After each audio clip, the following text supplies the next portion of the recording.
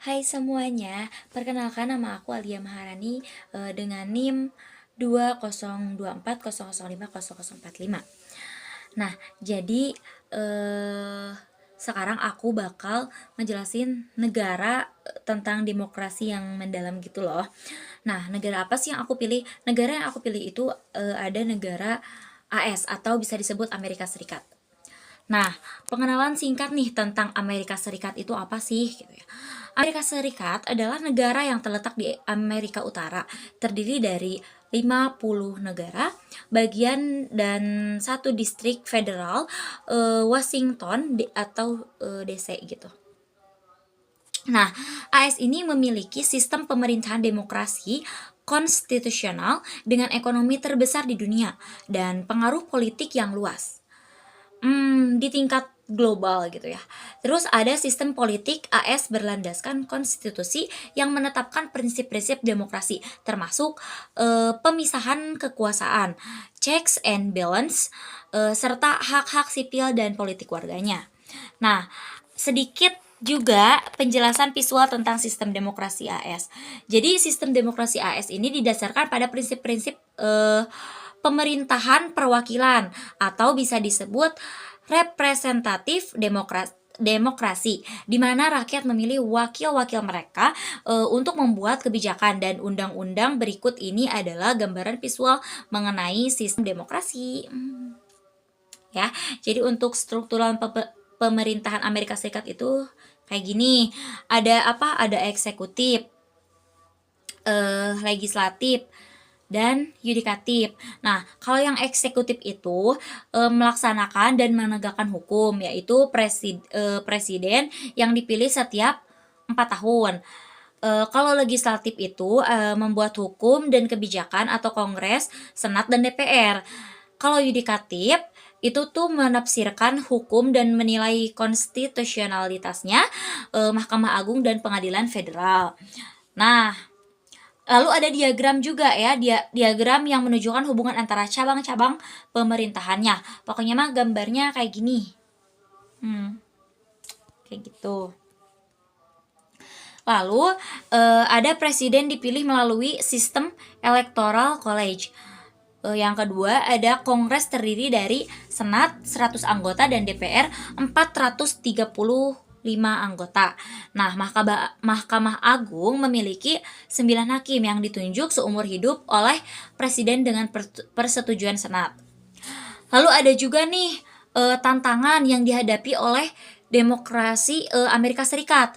Nah, meskipun AS itu dikenal sebagai salah satu demokrasi tertua di dunia, sistem ini itu menghadapi berbagai tantangan. Di antaranya, yang pertama itu ada polarisasi politik yang tajam.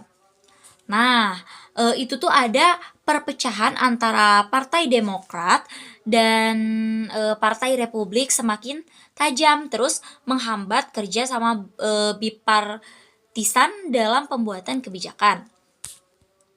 Yang kedua, itu tuh pengaruh uang dalam politik ya. Itu tuh ada sistem pendanaan kampanye memungkinkan kelompok kaya dan perusahaan besar memiliki pengaruh besar terhadap kebijakan dan kandidat politik. Dan yang ketiga, itu tuh ada distrust terhadap institusi. Nah, ini tuh kepercayaan publik terhadap lembaga pemerintah, media, dan pemilu. Terus menurun akibat penyebaran disinformasi dan teori konspirasi.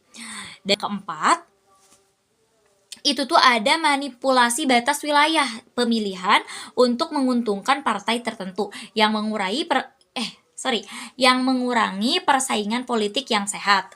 Nah, yang terakhir, yang kelima, itu tuh ada ancaman terhadap hak suara.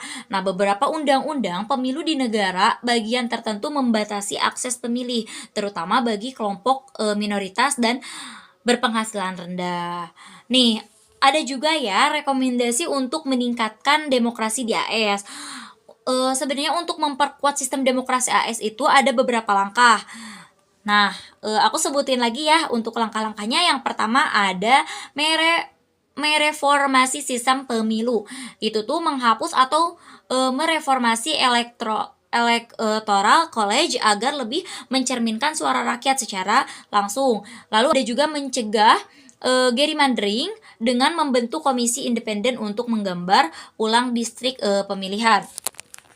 Nah, yang kedua itu tuh ada pendanaan politik. Nah, ini tuh membatasi peran uang dalam politik dengan regulasi ketat terhadap super VACS dan transparansi dalam donasi kampanye. Yang ketiga, itu tuh meningkatkan partisipasi pemilih. Itu tuh mempermudah akses pemilih dalam hari libur nasional untuk pemilu. Nah, pendaftaran pemilih otomatis dan pemungutan suara dini. Dan yang keempat, itu memerangi disinformasi, meningkatkan literasi digital dan transparansi media sosial untuk membatasi penyebaran berita palsu yang dapat mempengaruhi pemilih. Yang kelima, memperkuat perlindungan hak sipil. Nah, ini tuh mengesahkan undang-undang federal untuk mencegah upaya diskriminatif dalam pemungutan suara dan akses terhadap keadilan hukum. Nah, jadi untuk kesimpulan semuanya itu, demokrasi di Amerika Serikat tetap kuat, tetapi menghadapi tantangan besar yang perlu diatasi untuk memastikan pemerintahan yang adil, inklusif, dan representatif. Pendanaan politik, reformasi dalam sistem pemilu, pendanaan politik, dan akses pemilih sangat penting untuk menjaga prinsip-prinsip demokrasi di masa depan. Mungkin hanya itu. Terima kasih. Bye.